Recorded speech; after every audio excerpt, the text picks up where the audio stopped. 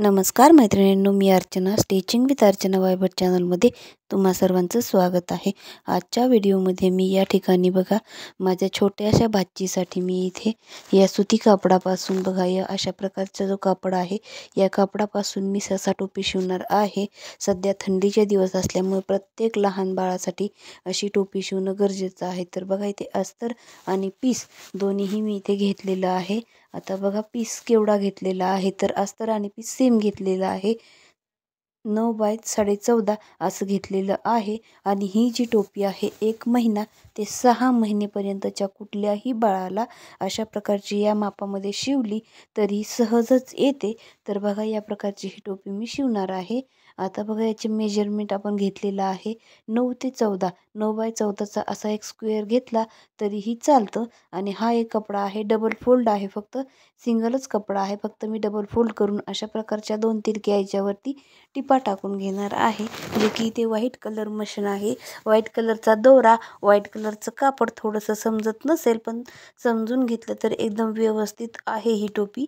तर बघा इथे या प्रकारे मी अर्ध फोल्ड करून इथे तिरका असा कपडा आता इथे मी कट करून घेणार आहे, कारण इथे आपण डबल फोल्ड कपडा घेतलेला आहे। बघा इथे या पद्धतीने मी डबल फोल्ड कपडा जॉईंट करून घेतलेला आहे।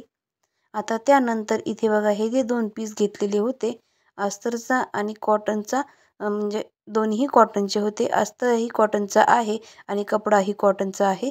तर बघा या ठिकाणी अशी इथे हा जो त्रिकोण केलेला होता तो मध्ये टाकून आपण टिप टाकून घेतलेली आहे। पहा या पद्धतीने टिप टाकून घेतलेली आहे। त्यानंतर हा जो अस्तर आहे बाजूला करायचा आणि हा जो मधला त्रिकोण होता तो दुसऱ्या साईडला ॲज इट इज जशास तसा ठेवून घ्यायचा आहे।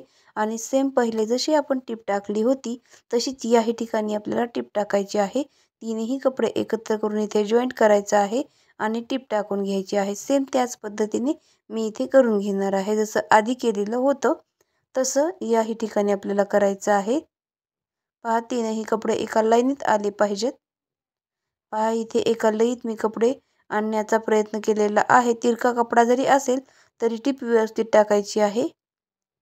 पहा इथे मी टिप व्यवस्थित टाकून घेतलेली आहे। आता हा कपडा जो आहे आपल्याला उलटा करून घ्यायचा आहे।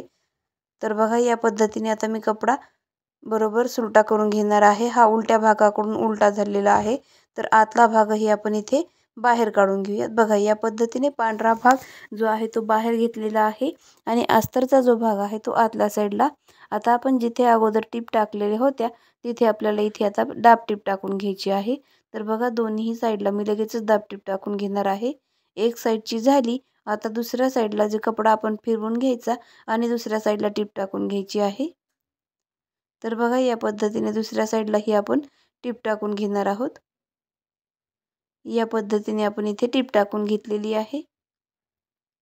त्यानंतर बघा इथे हा जो कपडा आहे तो खालच्या साईडला आपण अस्तर जोडलेलं नव्हतं पिसाला, तर इथे या पद्धतीने आपण पीस आणि अस्तर एकमेकांना जोडून घेणार आहोत। फक्त 5 मिनिटात तयार होणारी किंवा 10 मिनिटात तयार होईल अशी ही टोपी आहे। कुठल्याही लहान बाळाला तुम्ही या मेजरमेंटमध्ये टोपी शिवू शकता। लहान बाळासाठी ससा टोपी खूप छान दिसते आणि इथे बघा थंडीसाठी ही सध्या अशा प्रकारची टोपी लहान बाळाला असणं गरजेचं आहे। पहा इथे आपण अगोदर टिप टाकून घेतली, त्यानंतर इथे खालच्या साईडला 3 छोट्या छोट्या प्लेट्स टाकून घेणार आहोत, म्हणजे चुन्या टाकणार आहोत। तर बघा इथे मी 3 चुन्या टाकून घेतलेल्या आहेत। आणि जर बाळाची जर मान अजूनच छोटी असेल तर तुम्ही 4ही प्लेट्स इथे टाकू शकता। 3 प्लेट टाकलं तरी एकदम व्यवस्थित राहतं। तर बघा आता हा भाग अशा पद्धतीने आपला रेडी आहे।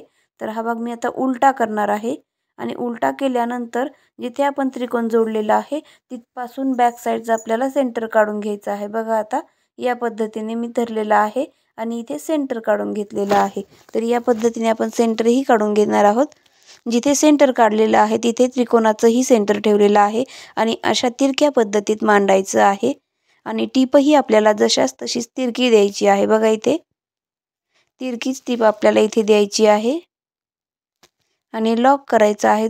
तुम्हाला हवे असतील तर 2 टीप टाकून तुम्ही कपडा कट करू शकता। तर बघा इथे मी 2 टीप टाकलेले आहेत। हे उरलेलं वरचं जे फॅब्रिक आहे ते कट करायचं आहे। शिलाई मार्जिन अर्धा किंवा पाव इंच सोडायचं आहे आणि वरचा भाग कट केला। बघा आता हा भाग मी कट केलेला आहे आता हे जे टोक आहेत ते आपल्याला पूर्णपणे बाहेर काढायचे आहेत. तर बघा इथे मी हे टोक जे आहेत ते बाहेर काढून घेणार आहे. या पद्धतीने मी हे टोक बाहेर काढणार आहे. जर निघत नसतील तर आपण जे आपल्याकडे टोक काढण्यासाठी आपण मोठी सुई वापरू किंवा मारतूल तर त्याच्या साहाय्याने काढून घेऊ शकता. तर बघा याला कान किती सुंदर आलेले आहे सशाचे. आता हे जे आहे आपण नॉडसाठी कपडा काढलेला होता तर तो मी याच्यावरती मांडणार आहे. नाडीसाठी इथे मी काढलेला आहे, याचं सेंटर काढून घेतलेलं आहे आणि इथे फक्त एवढाच टोपी पुरता आपल्याला हा भाग जोडून घ्यायचा आहे. बघा हा भाग मी इथे जोडून घेणार आहे. या पद्धतीने जोडून घेतलेला आहे. फक्त इतकाच भाग जोडला आहे. त्यानंतर या नॉडला आपण फोल्ड करणार आहोत. तर बघा कशा पद्धतीने फोल्ड करायचं. इथे मला नॉट जे आहे थोडे जास्त लांब वाटले त्यामुळे मी थोडेसे कमी करून घेणार आहे. बघा इथे या पद्धतीने सुरुवातीला अर्धा इंच कपडा फोल्ड करायचा. त्यानंतर या पद्धतीने आपण फोल्ड करून घेऊ शकतो.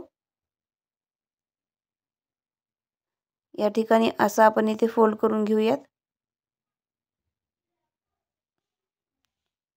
तर पहा इथे लॉक करून आपण टीप टाकून घेणार आहोत.